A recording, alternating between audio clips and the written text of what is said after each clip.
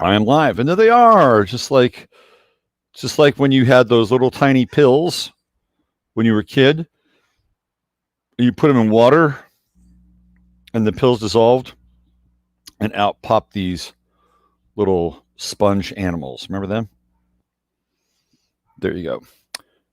Let's see. There's Miranda Couch. Good morning from Little Rock, Arkansas. We're going to be talking about Zinc, Arkansas. How about that? Good morning, Beth Berry.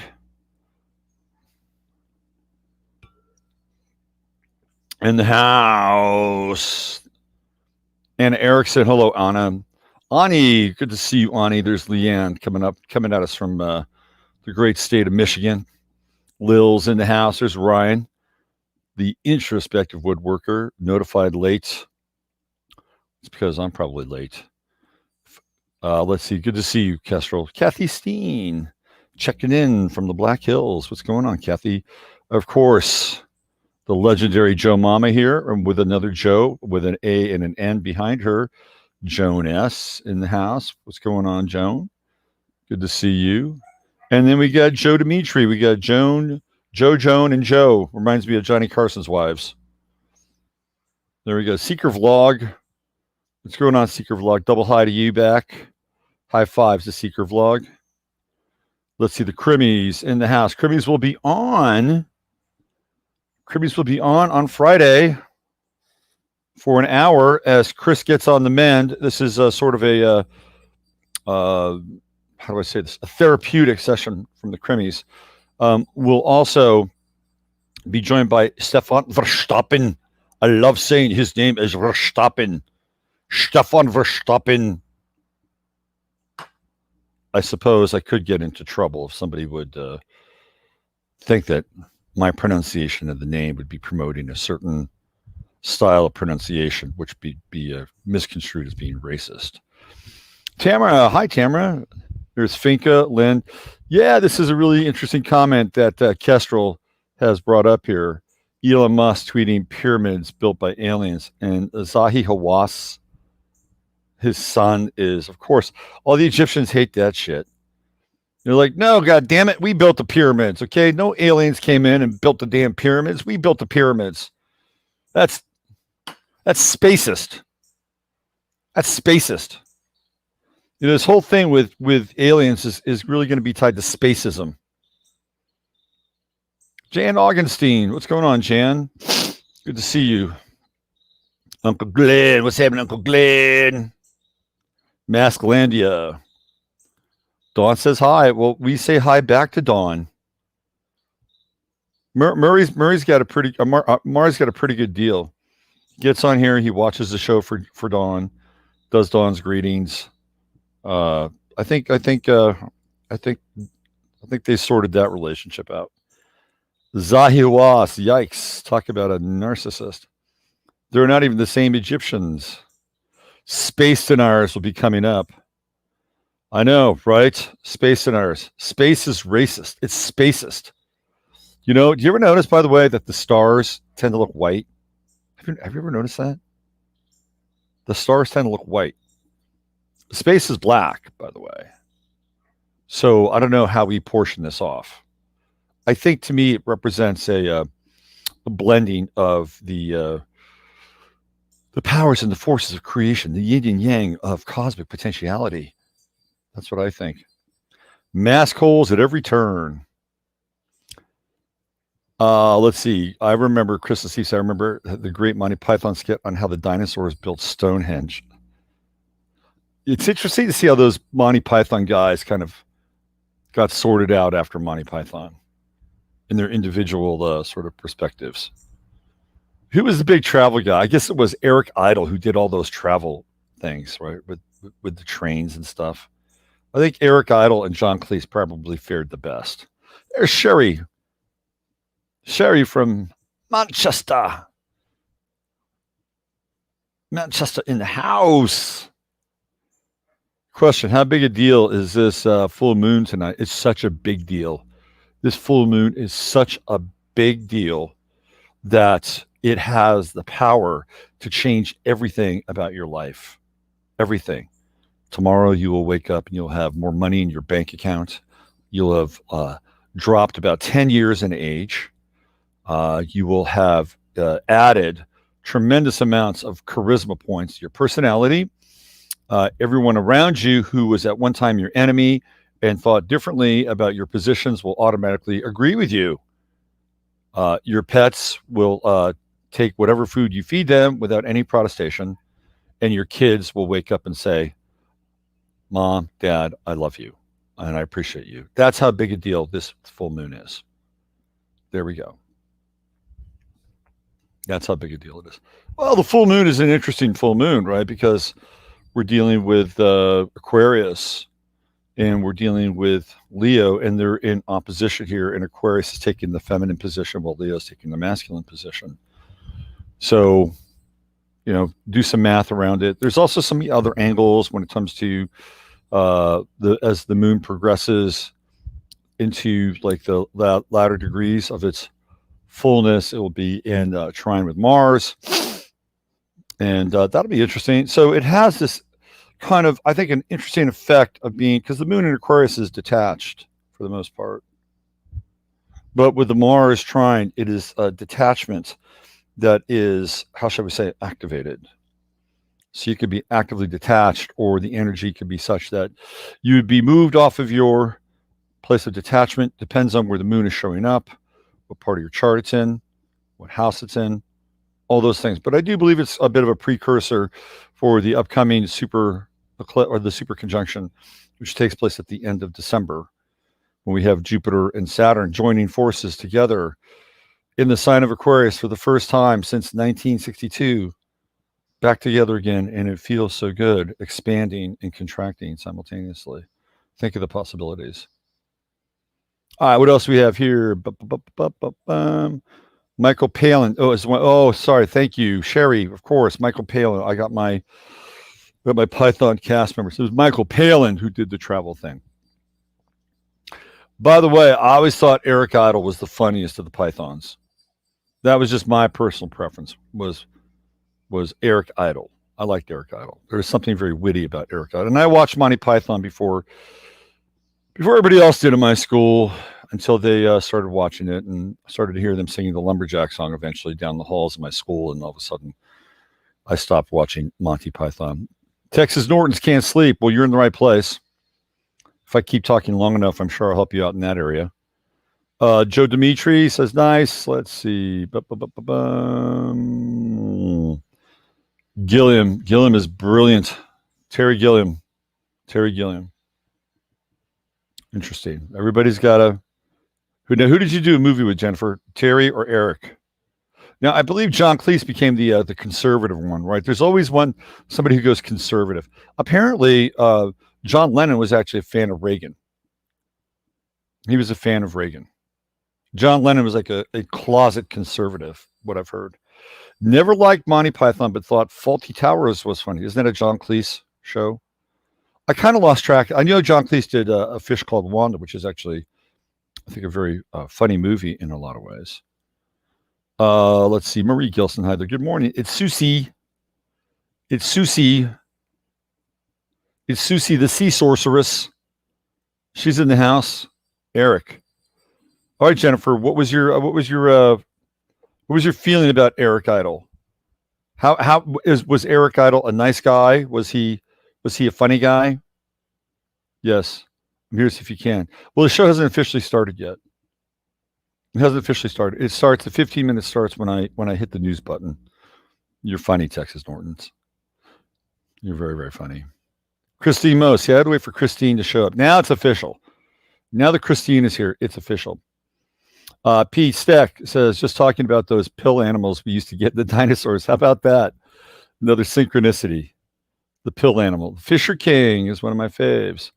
Puppy Kid Fawlty Towers was amazing. I think it's been because Cleese is the guy that went conservative. And, he's had to walk back a couple of things. You know who else had to walk back some stuff was Rowan Atkinson.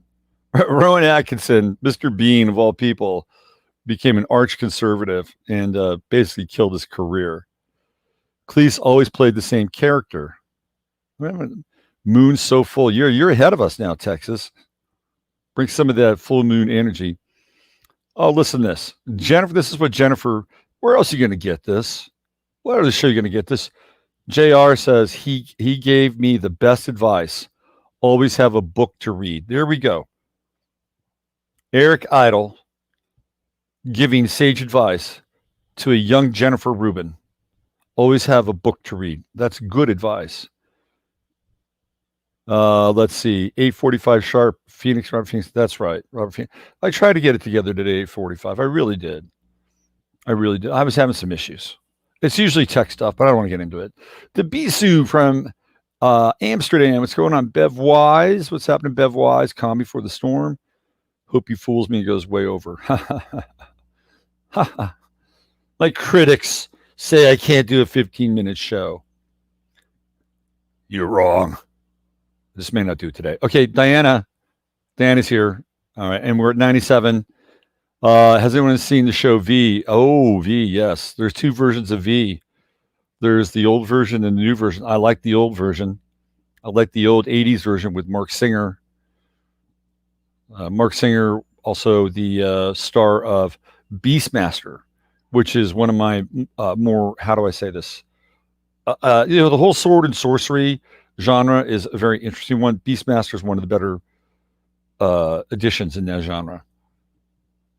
But if you're a woman, right? If you're a woman and you like the Victor Mature effect and a guy running around without a shirt, Mark Singer's pretty ripped in that film. Loved V. Yes, the first V is terrifying, actually. Let's see. Not critics, fans, dude. Not critics, fans, dude. Huh. I'm both by nature. I'm a Virgo. It is critical. My nature is critical. You learn us, or me at least. Let's see. Dawn and I are actually currently watching the series, The Magicians. Oh yeah, that's one that people really like. That's one people like.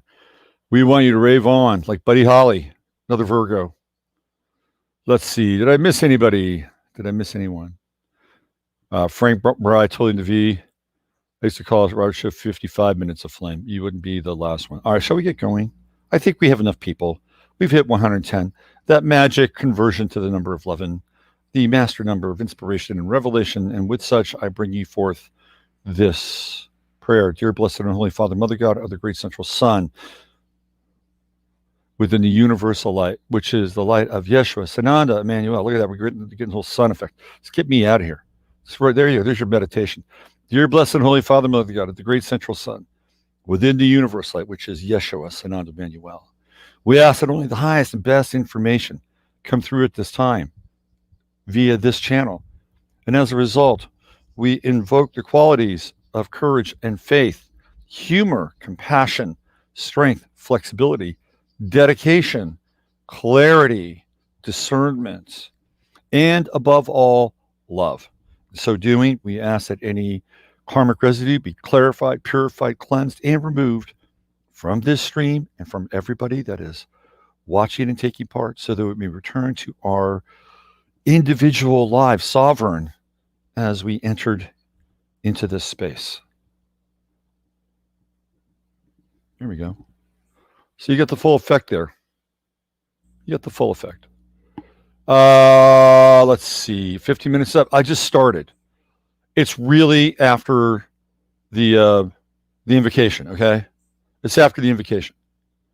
That's where it's at. After the invocation. Carolina in the Pines. So I couldn't start until Carolina in the Pines showed up. Equicentric in the house. All right, let's get into it. Let's get boogieing. Let's boogaloo. Oh, the boogaloo. Boogaloo boys, also known as Antifa, pretending to be patriots. Don't fall for the boogaloo. Whatever you do. Wasn't there a TV show about the boogaloos? Wasn't that one of those shows where they were like insects that played rock music, the boogaloos? Isn't that right? Who knows about the boogaloos?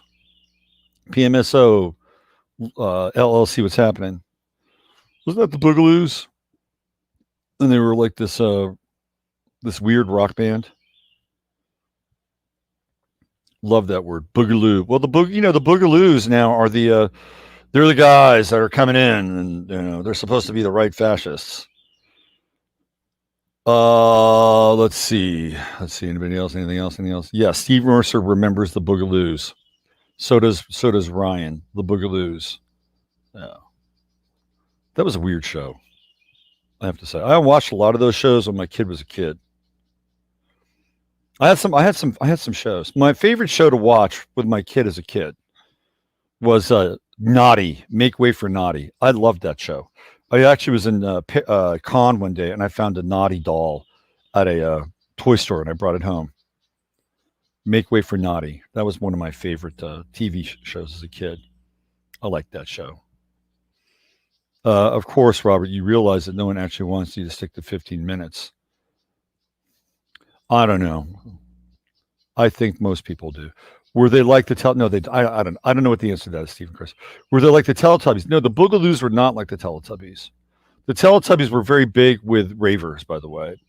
Ravers loved the Teletubbies because it was so druggy.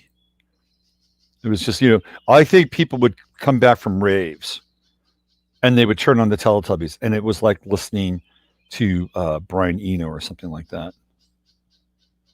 Yeah. No, they weren't. The Leftovers. There's another. You go through a few seasons, I need to catch up. It's very dystopian and violent. Right up my alley. Ha ha ha! Teletubbies. They were tripping. The Teletubbies were kind of a mind control thing.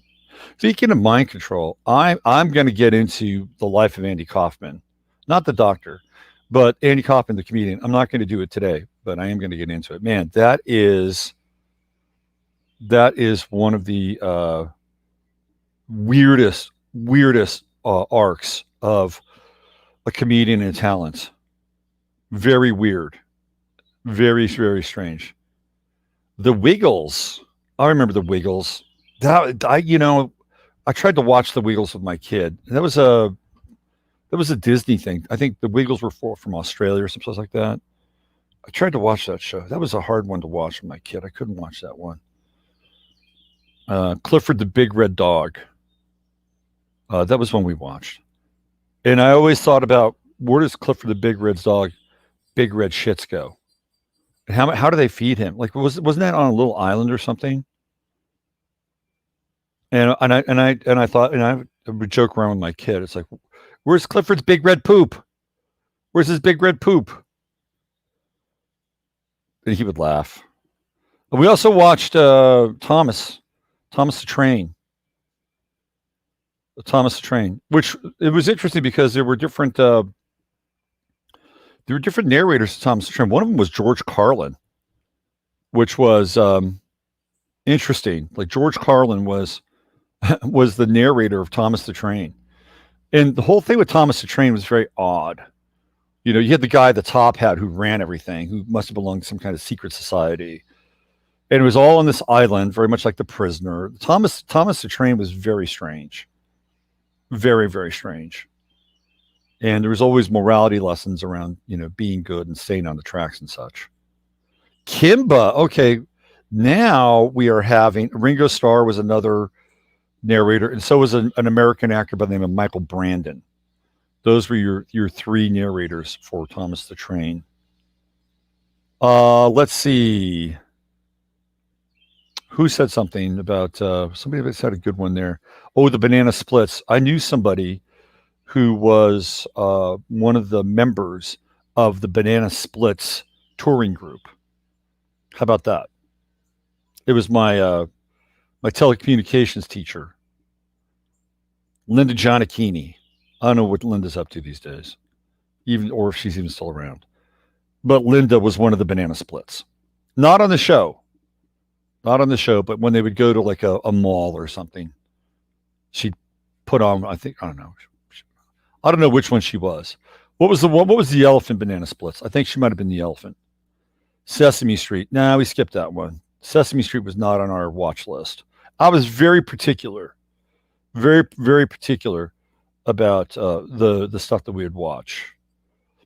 There was Arnold the Aardvark, which I actually kind of liked, by the way. I liked Arnold the Aardvark. That was okay. That was okay. And then there was Caillou. Why was Caillou bald? Why was he bald? Was Caillou getting chemotherapy? And the size of Caillou's head was like way out of proportion to everybody else. It was weird. And Caillou almost always was a little whiner. So we watched some Caillou. And then we saw this one about, there was Fireman Sam. I actually kind of liked Fireman Sam in a weird way. I kind of liked Fireman Sam.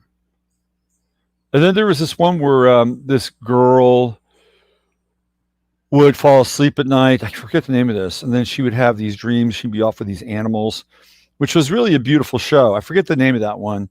But the interesting thing about that show was that was written by Susan Collins, who would go on to write The Hunger Games. She wrote children's shows. Being a Leo, that would make sense, right? Bugs Bunny, Looney Tunes. Now we're going back. Captain Kangaroo. Caillou seemed weird. Yeah, we called him the cancer kid. Yeah, wasn't Caillou just like the kid that was always getting chemo? It was weird. All these kids shows had their weirdness about them. There was always something quite strange about some of these kid shows. But again, my favorite during that time was I really liked Naughty. I liked Naughty because of the two guys who were the evil brothers, I have to say.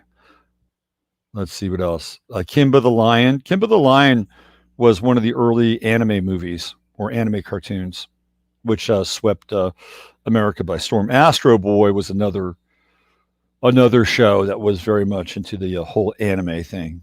Remember Astro Boy? I think the Astro Boy might have been the first Japanese anime cartoon that became popular, which is basically an AI version of Pinocchio. That's what Astro Boy really was. He was Pinocchio with rockets in his feet. Let's see. Felix the Cat. Felix the Cat was good. Fat Albert cartoon. Hey! Hey, here comes Fat Albert. I watched some of those in retrospect. There is weird cartoons too. Like getting out of the kids. If we want to just talk cartoons, which seems like we're doing, and it seems like I've gone over 15 minutes. There were weird cartoons. Like the Harlem Globetrotters had their own show. And it was like, oh, okay. Well, that's kind of interesting. Didn't last very long. But there was a spinoff kind of the Cosby Kids. And even the Cosby Kids was kind of weird. What was that guy with the beanie over his head? And he had these like enormous lips that just smacked of what we would now call racism. Like, what was up with that character? I mean, it was interesting, right? In some ways. But in other ways, it really was just odd. There were lots of odd cartoons. I was really into the BB and Jerry Anderson stuff. I liked the animatronics. I really liked Fireball XL5 and all that stuff. Thunderbirds or Go. That was one of my favorites. I love Thunderbirds or Go. You know why? Because they were Americans, and Americans were cool back then. They were cool. They had the best places to hang out. They had the best spacecraft. They had bases on the moon. Like, that was a cool time to be an American. Thunderbirds or Go. But then the Andersons got into weird stuff. They got into really weird stuff. There was Captain Scarlet, which came after that, and the Mistrons. And then they had of course they did Space 1999, which was their big entree into a live television, or not live television, but television, moving beyond the animatronic stuff. And then they did a show called UFO. You want to see a trippy show? Go back and watch UFO. And I think they did another show called Space Patrol, if I'm not mistaken. Why do I know so much about the Andersons and their creative output? I don't know. I'm a fucking geek. But I'll tell you one thing you really want to watch by them. It's a kind of a mockumentary called Alternative. I think it's Alternative 5 or Alternative 4. You watch that. You'll get a kick out of that. Flash Gordon starring Buster Crabbe. Boy, Maury, you are really dating yourself now. If anybody who was kind of in chat didn't know who Maury was and thought, oh, this Maury guy is really interesting. Wow, he's always here. He's got really relevant comments. Seems to be hanging out with this very attractive younger woman. He might have something. And now all of a sudden, they're reading about Buster Crab. I think you just put up a big flashing red neon sign, Maury, that said not available. No, I'm just kidding. I'm just messing with you. Let's see. Anybody else? Fractured Fairy Tales. Love that. Yeah, it was on Rocky and Bullwinkle, which was great. Natasha and Boris Badenov. Oh, man. Those were the days. All right, let's get cracking. Let's talk about the cartoon that we're living in. The cartoon, Maury is our respected elder. Oh, that's putting it so nicely, Kestrel. I agree. He is our respected. Maury is young at heart. By the way, if you have not met Maury, the man should not be alive. I'm telling you right now, the man should not be alive. I've never seen anybody smoke as much as Maury and still have a vibrant presence in the world. Maury, you are, if anything, a miracle to the testament of life. So that in and of itself is a superpower. Okay, here we go. Let's get digging it. Let's get diggity dogging it. Obviously, I'm trying to do 15 minutes, but it's not going to happen. So I wanted to talk about a couple things. And thank you for taking a little trip down memory lane in Cartoon Alley. So let's see. The big thing that's happening is the Epstein thing. Seems like it's got some wheels now. They're starting to link Epstein with about 256 emails to, guess who? Adam Schiff, because Adam Schiff seems to have a strong connection with Mr. Jeffrey Epstein or Epstein, however you want to pronounce it. If I had the last name of Epstein, I'd probably say, please pronounce it Epstein. Epstein. My name is Epstein, not Epstein. Or maybe I just changed my name. How about to abstain? My last name is Abstain. Maybe that should have been Jeffrey Epstein's last name, Abstain. If he had the last name Abstain, he might have been able to circumnavigate all these issues. But it seems like there are things that are happening, right? If you watch last night's show, and I do recommend that you watch last night's show, October info. It's going to be up on the site today. I promise, Ani. It'll be on the site today. October info will be on the site today. You'll be able to spend your money and grab everything. So here's the deal. We got Masaki Miyagawa. We got the Chatlandia crew. We got myself. Let's see. Emily's going to be there.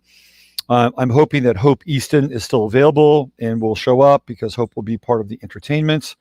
Masaki will be doing double duty. He will be talking about pyramid power. And one night we are going to have the equivalent of a hill country rave. That's right. A hill country rave where I will have a sound system.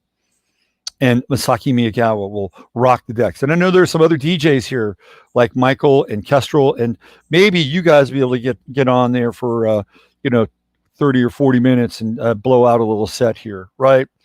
So we're also, guess what we're going to have? We're going to have karaoke. Oh, yeah, we're going to have karaoke because all you people showed me how much you loved to sing last year. So that's going to be on the list.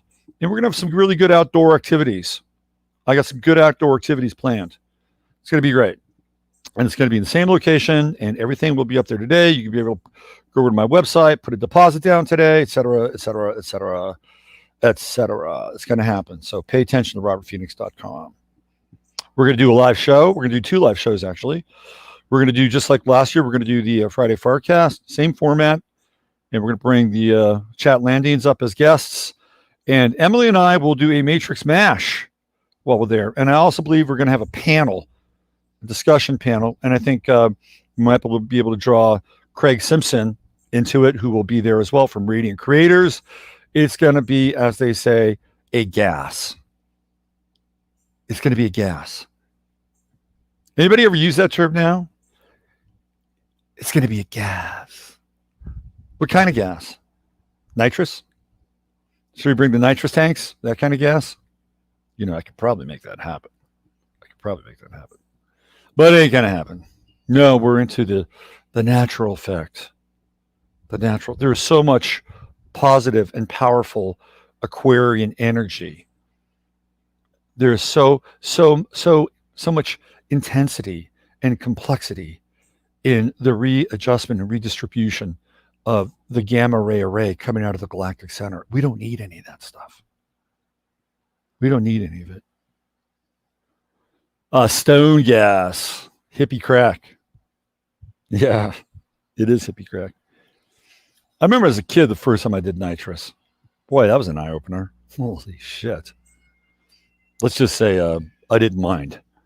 Okay, so here we go. The wheels are turning. There are emails linked to Adam Schiff 256, apparently. And you're going to hear more and more about the Epstein, Maxwell affair. It is not going to go away. There will be very strategic leaks. I did want to follow up a little bit on Trump. Apparently, this is unconfirmed, but apparently Trump was taken off of the golf course this weekend on Saturday. Maybe one of you Chatlandians could verify that. That's not verifiable. The links to buy stuff on your site do not work. ? Okay, well, I'm going to go investigate that today. People are actually buying readings. I don't know why. So some of them do work, apparently. But I'll look at that today. Miranda says that many talents, dancing isn't one of them. That's okay. Not everybody needs to dance. It's not important. I won a dance contest one time, though. I really did. I won a dance contest. It was a punk rock dance contest, and I won. The only dance contest I ever won. All right, so things are happening. The wheels are turning. The wheels are spinning. Now, I wanted to bring this up because this was a very interesting and weird thing. I'm going to play over this a little bit here. I'm just going to let this video run. I'm not going to have any volume. I'm just going to let it roll because the whole thing is just really, really bizarre, especially from a synchronistic standpoint. And it's just so weird. So this is Wake Up America, Zinc, Arkansas protest. Okay, why Zinc? Why Zinc? Zinc being 1/3 of the unholy trinity of Zithromax and hydroxychloroquine and zinc. So this is one of the unholy trinities. Now, apparently, Black Lives Matter, which doesn't look entirely all that black, by the way, they decided that they were going to go to Zinc, Arkansas, and they were going to go after a supposed Klan person. Let's full screen this thing, and you'll get to take in all the wondrous activity here in Zinc, Arkansas. This was yesterday. So Zinc, Arkansas apparently is comprised of about 101 people, which was the figure that kept being tossed about during this broadcast, which of course turns into 11. And there we have a guy going down the one road through Zinc. Live video interrupted. Why is that? Oh, come on now. Get back. Oh, man. So here we go. All right. And he's here fronting oh, did you see that? Did you see that? Did you see that? He had a Confederate flag. Did you get the license plate? And so here we have the venerable spokesperson for the BLM protest. I can tell you right now, this girl, she's got white teeth privilege. Look how white those teeth are, man. She has white teeth privilege. And you know she's not wearing a mask either. You know why? Because she wants to rock that grill. Look at that. She either spend a lot of money on that grill or she has some good genes. She's got white teeth privilege. And she's going to lead everybody in the Black Lives Matter cheer, which I hear that they're going to be teaching this year at schools across the country. and they'll be working the cheers into the football games that may or may not be played. And I'm hearing that the cheerleading squads and the song cadets or song girls or whatever they are, that they're actually going through sensitivity training so that they can create some new cheers for not only their football team but the movement. So the re-education of the American children will filter right down to the sidelines. So I'm sure that they'll be able to bring a number of cheer consultants in from the Black Lives Matter contingency to be able to help our youth learn some wonderful new cheers this year. And I can only imagine what they'll sound like. Let me see if I can make one up.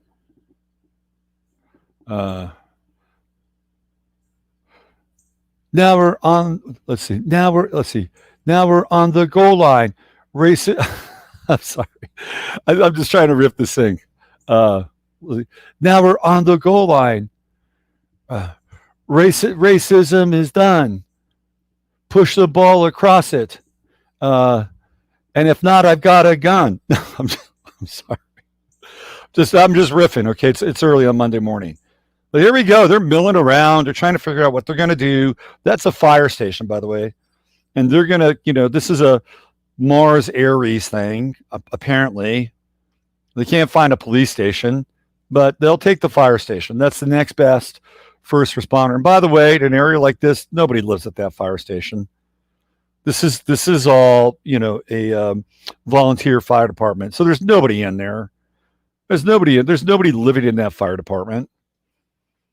Now, if you look around the topography here, I can guarantee you that that those hills have eyes. Okay, those hills have eyes.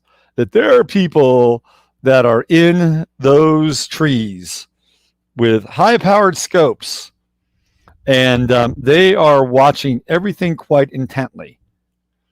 Probably all 101 residents of Zinc, Arkansas, have been deployed into the higher terrain here. And apparently Zinc is in northern Arkansas. And it's interesting how few people are there. There are very few people from Arkansas that have actually heard of Zinc, which is quite odd. Now, apparently these people were in Little Rock the night before and they got shooed out of Little Rock. So they had to go make their protest in their protest energy and spend their Soros dollars so that they can continue to get the Soros dollars. So this is where they went. They said, oh, there's a Klan guy. There's a Klan leader. And apparently he's living in the church. He's got a room above the church. So we're going to go there. And we're going to go, hunt him down. And there's this one guy here who has, I can find him. Let's see. It's this one guy. I'm going to show you the leader of the bunch. What do we got here? I'm just going to fast forward because I watched most of this. I watched this after the show last night. So here we go. It's this guy right here. This guy right here. That guy right there. He's their leader. He's their fearless leader. Right there. That guy with the straw hat. He's got red hair and he's got a red beard. And it's like, why would you want a ginger leading your Black Lives? If I was black, I'd be pissed off. I would be pissed off. It's like, go find your own movement. GLM, Ginger Lives Matter. Ginger Lives Matter. Start your own movement, man. Start your own movement. He's fronting for these people. If I was, look at this woman. I'm sorry. Live video interrupted. Sorry. I'm not sorry. But look at these people. They're so fucking out of shape. These people right here, this guy right there in a showdown with essentially rebels in the Ozark. This person, I don't know if it's a man or woman, they wouldn't stand a chance.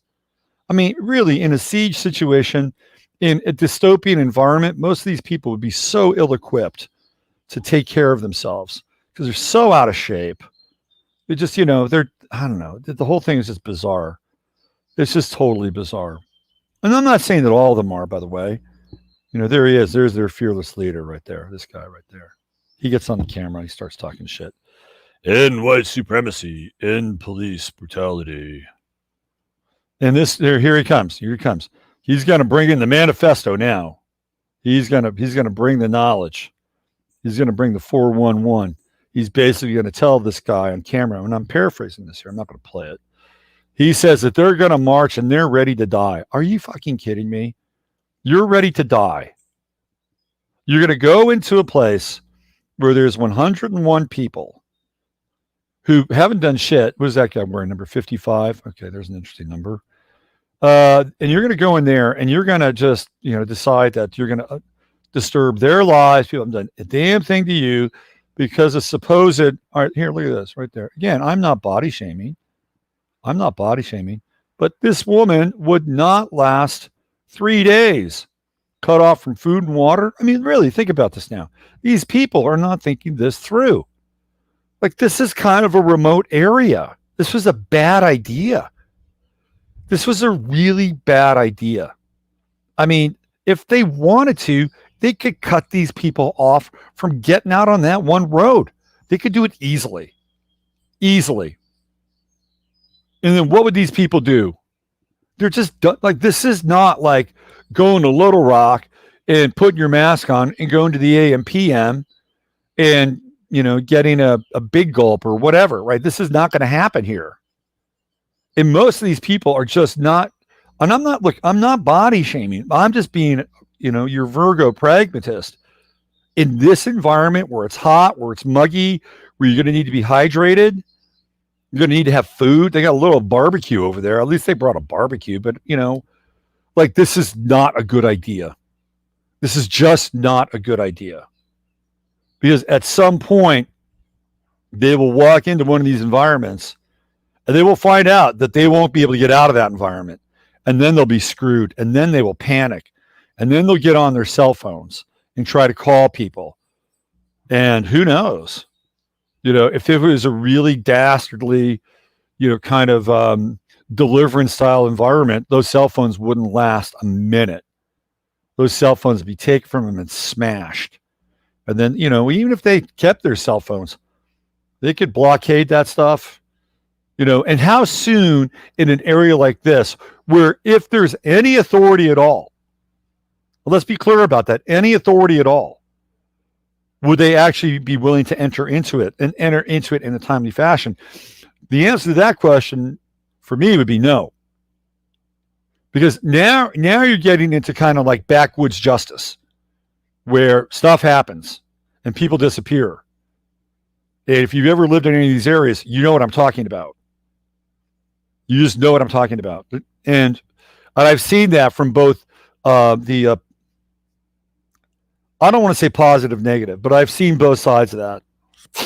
And I've seen people who've disappeared in environments like this, not because they were being unruly, but because they had stumbled upon something that they shouldn't have stumbled upon. What do you think people do in these areas that are very remote? What do you think the local economy is based on? Do the math on that. In many of these remote regions, you're dealing with the meth economy.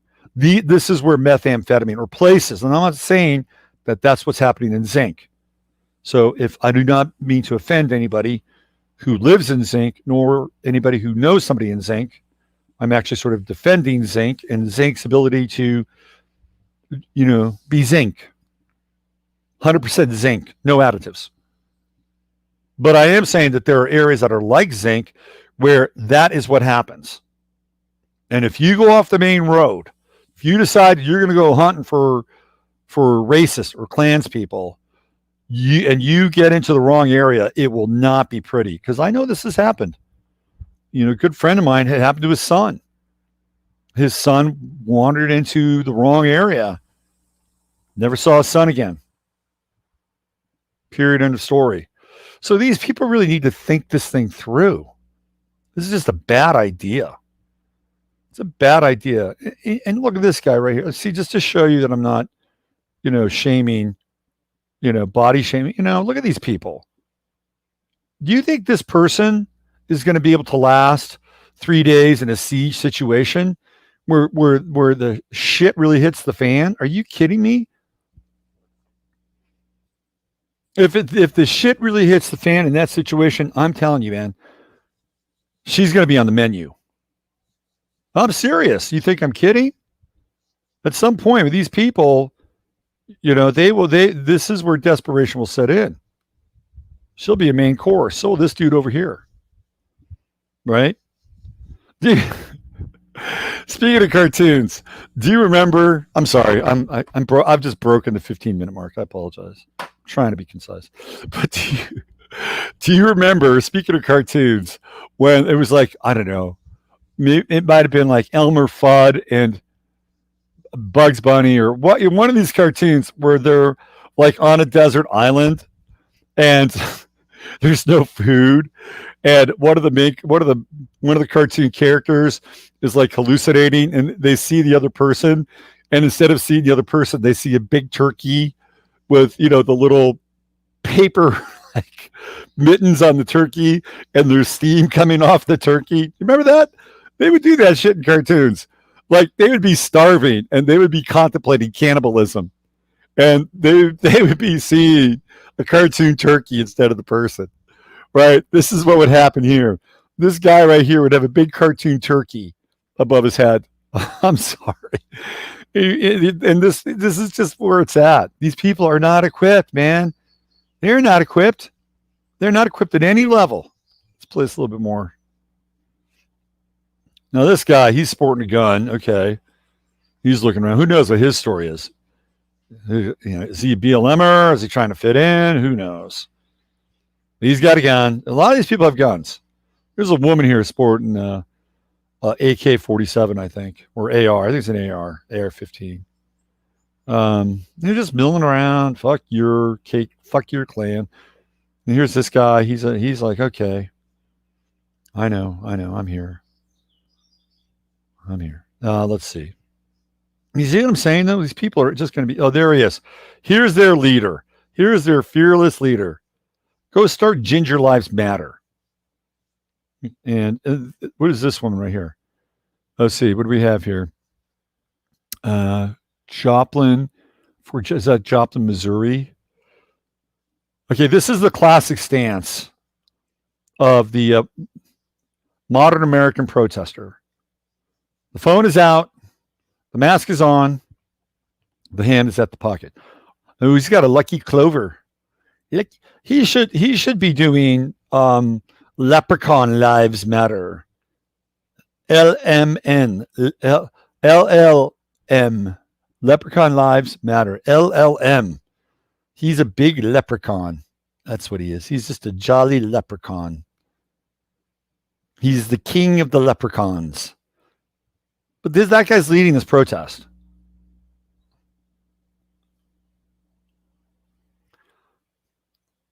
And this dude is like, what the fuck am I doing here? I got to get out of here.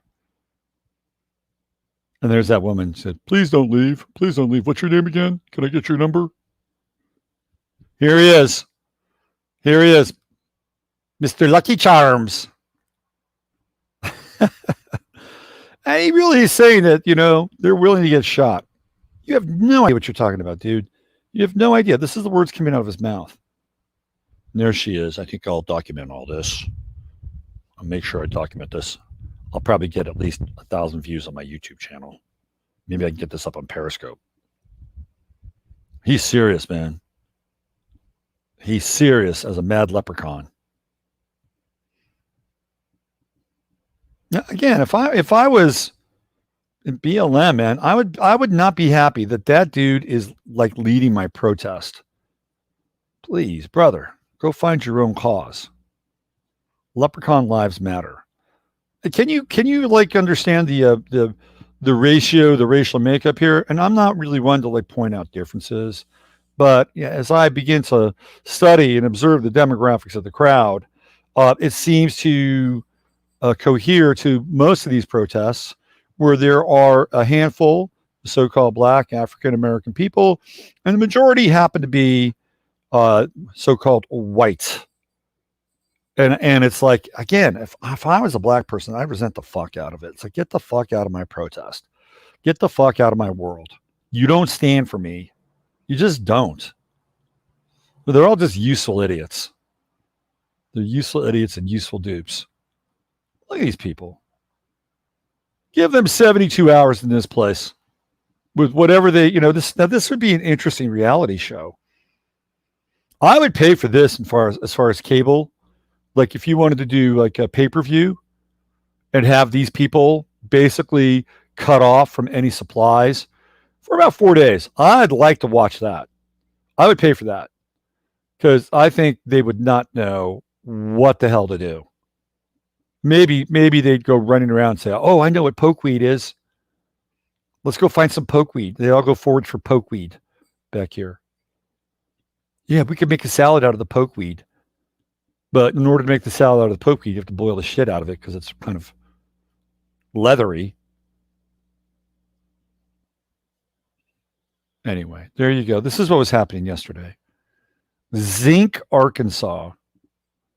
Zinc, Arkansas. My, oh my. They tried this in Springfield, Oregon, because apparently the march to the suburbs and to rural America is on. And they tried this in Springfield, Oregon, if I'm not mistaken. Didn't go so well up there. Did not go so well.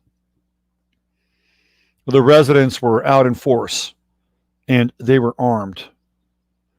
It would start as a commune and end in starvation and cannibalism. You're absolutely right. It would be the Donner Party all over again. All over again.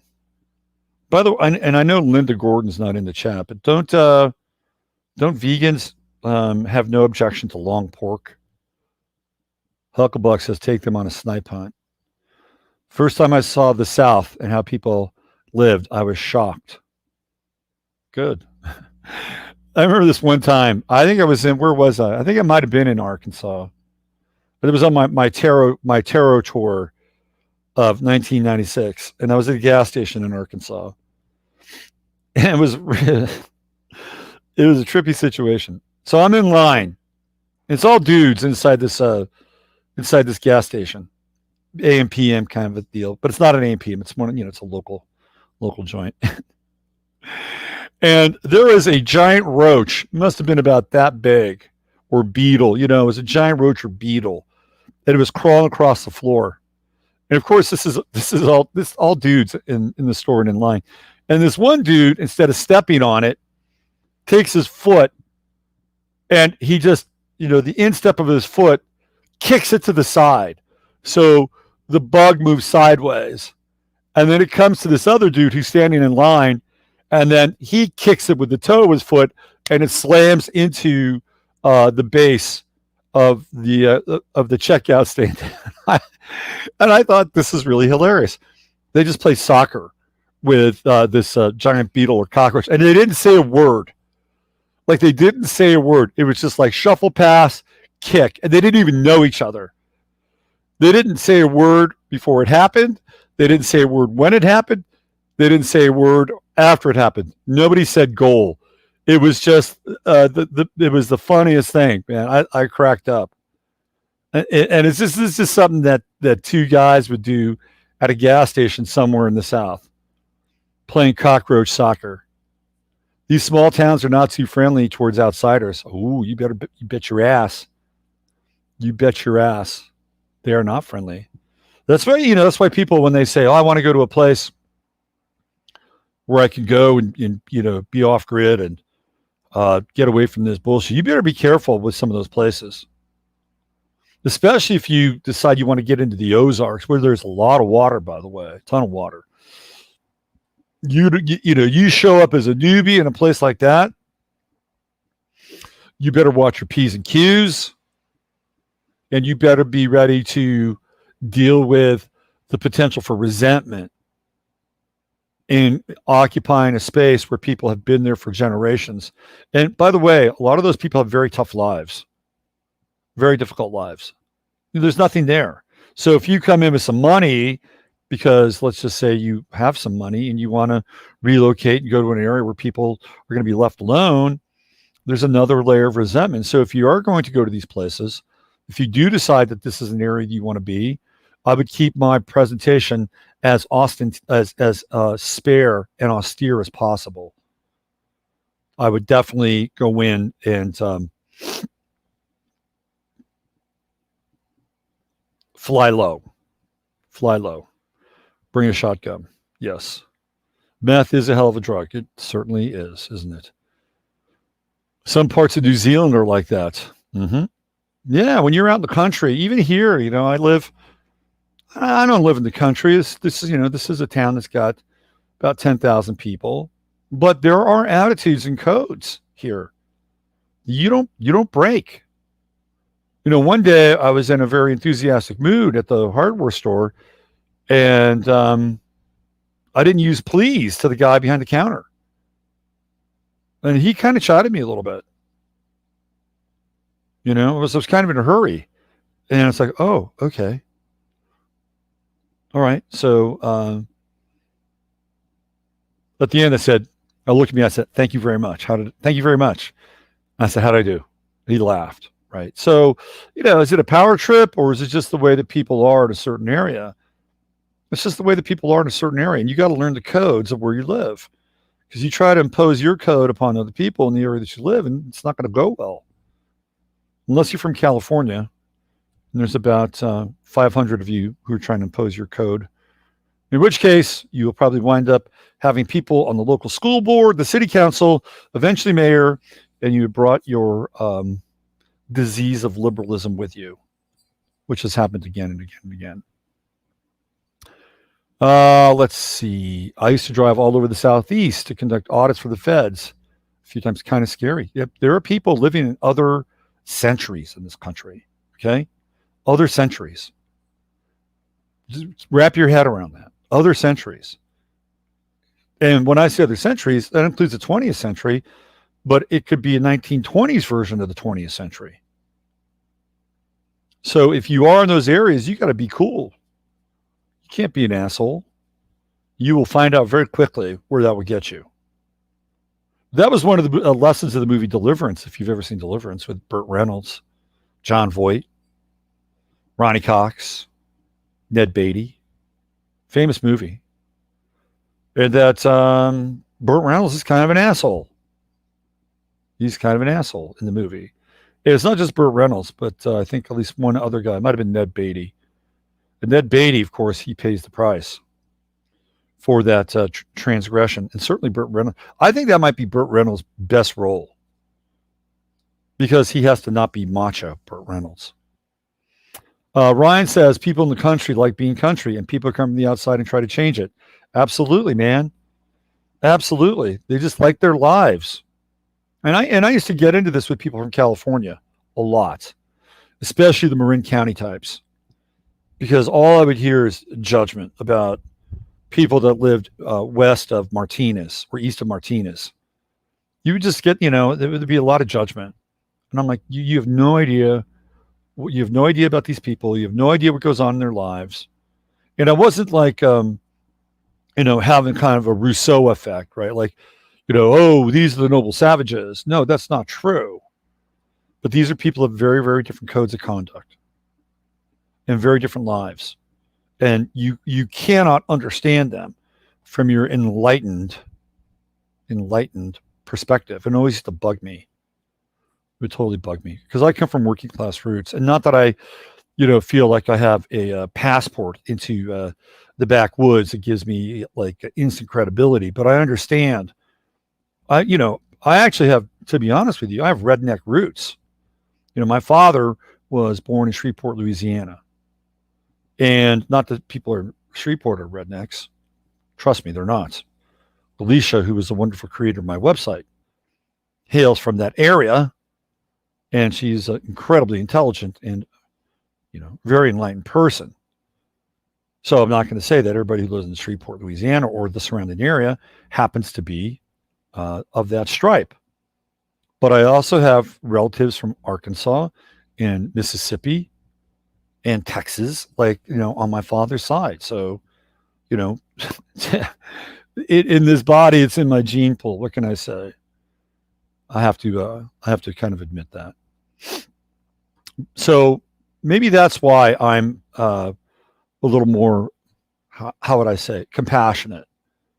And I've been in houses of my relatives, very different lives, very, very different lives, very different kinds of values, extended family, and stuff that I wouldn't be into, things I wouldn't have in my home. Not that they were bad or anything, but I went to my great aunt. So this is would have been my father's aunt, and they were very close in age in a lot of ways, not too far off.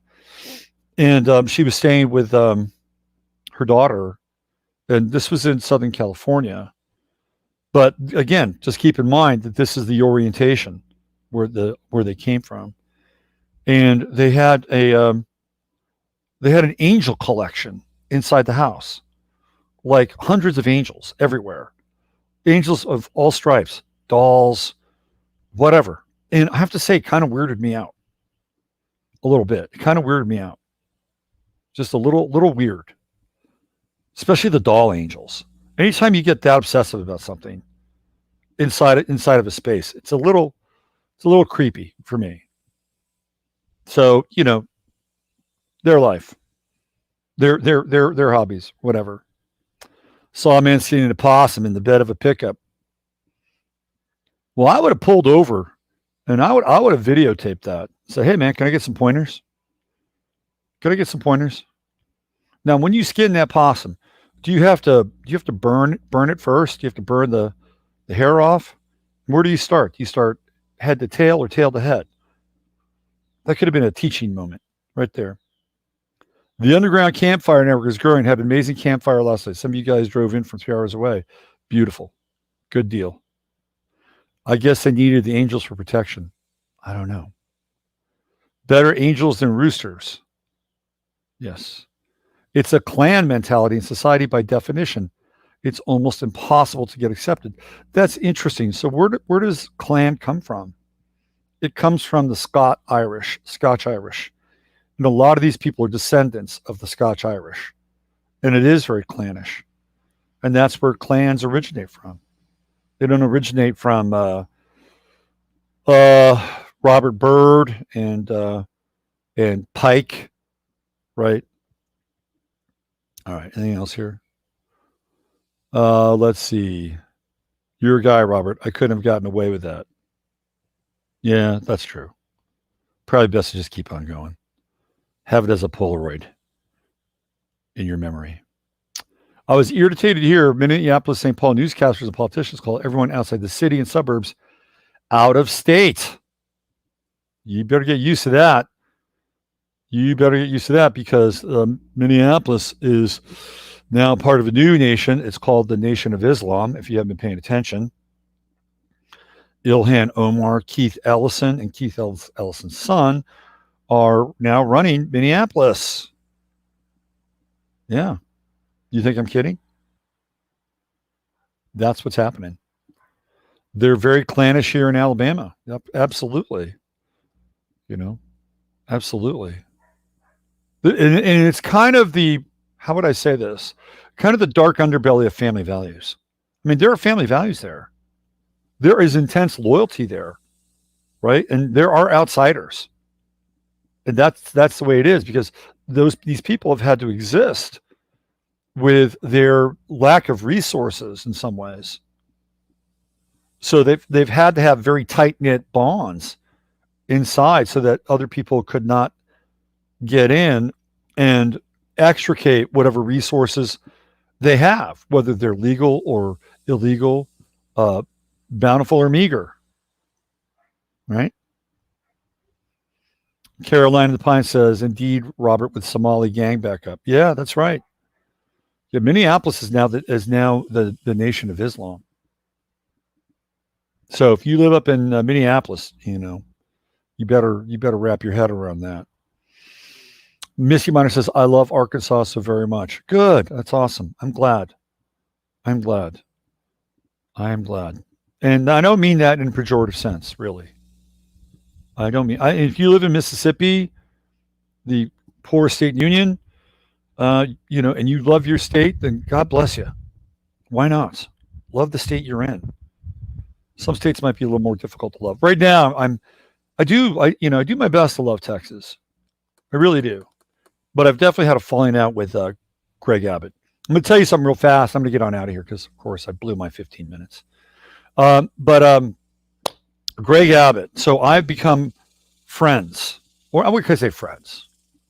I would say that I've become friendly with one of the Texas state legislators who owns the hardware store here in town, and we exchange information and talk about stuff, and I mean, if you could look it up. His name is Kyle Buterman. He's a good guy. His family owns the local Ace hardware store. So I get the little inside info from Kyle every now and then, and not anything really earth shaking. But I have found out a few things that I think will prove to be useful. One of which is that apparently Greg Abbott, the governor of the state, has these committees, these action committees, some of them pertaining to public policy and health. So if you want to get on one of those committees, and meaning that you are a Texas state legislator, and that is what you are supposedly supposed to do, is to be part of the democratic process and be on those committees, that apparently having a discussion about being on one of those committees, having a discussion is a $50,000 entry fee. So if you want to have a discussion about being on a committee, it's going to cost you $50,000, not to be on the committee, just to have the discussion. Wrap your head around that. And I'm not making this shit up, okay? I'm not making this shit up. So that is going to be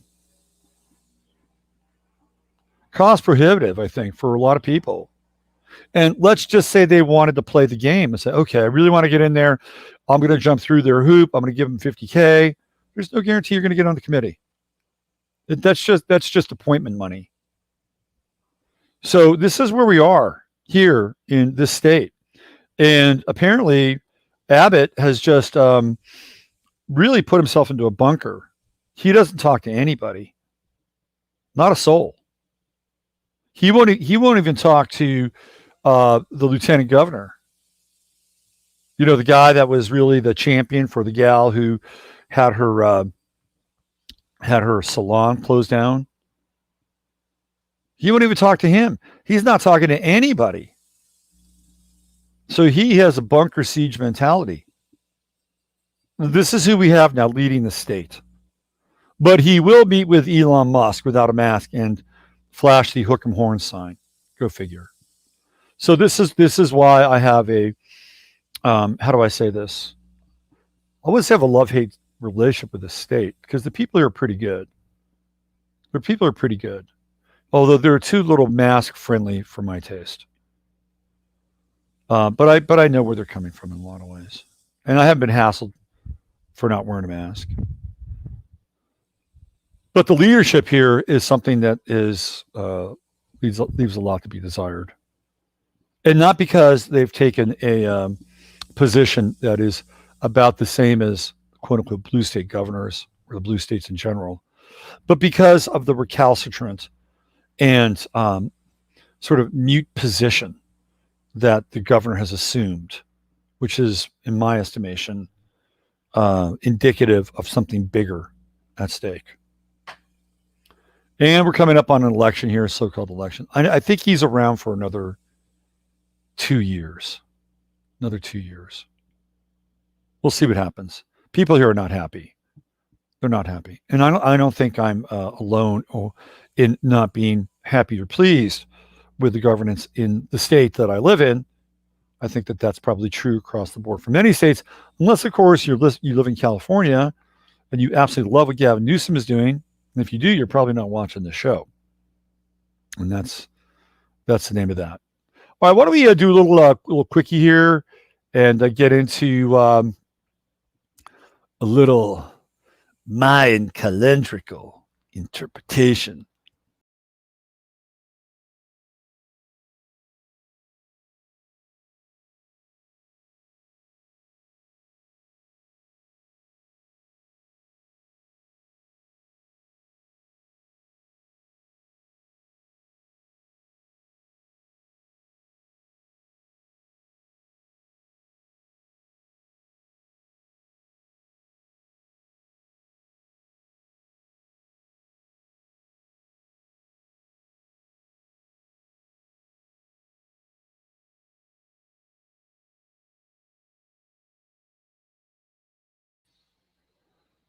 Sorry about that. I stepped into the void for a moment. My bad. Okay, let's do check out the dream spell. Then I'm going to get on out of here. Thanks for putting up with my extended version. Fuck. I really wanted to do 15 minutes. Maybe I'll try that tomorrow. Some days, sometimes. Okay. Let's see what we got today. Let's see where we are on the heretical dream spell, courtesy of Jose Arguelles, also known as the reincarnation of Pakal Votan. Oh, today is, let's bring this up here.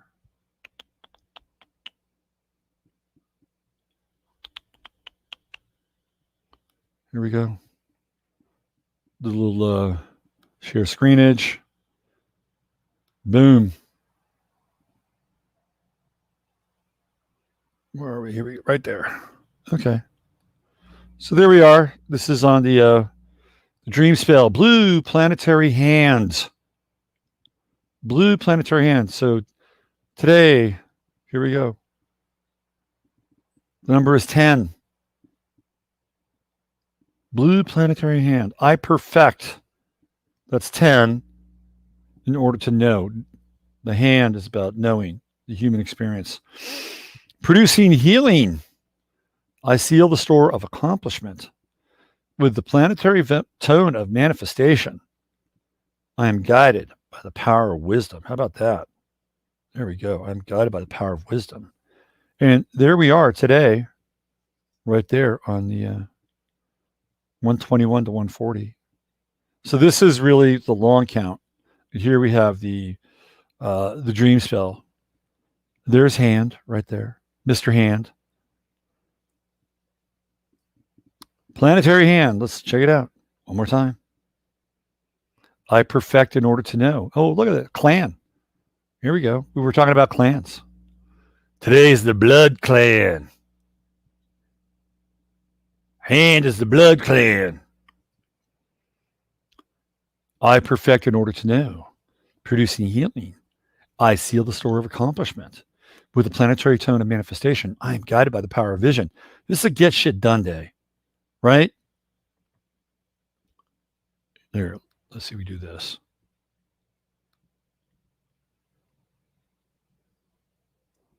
So, hand. We go into hand. We got the seed. We got the snake. We got the death. We got the hand. Also known as Manik. Manik. Action is to know. Power is accomplishment. Essence is healing. So it is blue hand. Blue hand. And it is a member of the Earth family that transduces, and the planet that guides Manik is Earth. Right there. All right. So get your hands together. Put your hands together. Give yourself a hand. Thank you for being here today. Use your head in order to discern what's real. Your heart to stay open what's possible. I'll be back tomorrow. And that's a fact, Jack. I'm Robert Phoenix. Stay cool, stay calm, stay collected. Our day is going to come. And with that, bye for now.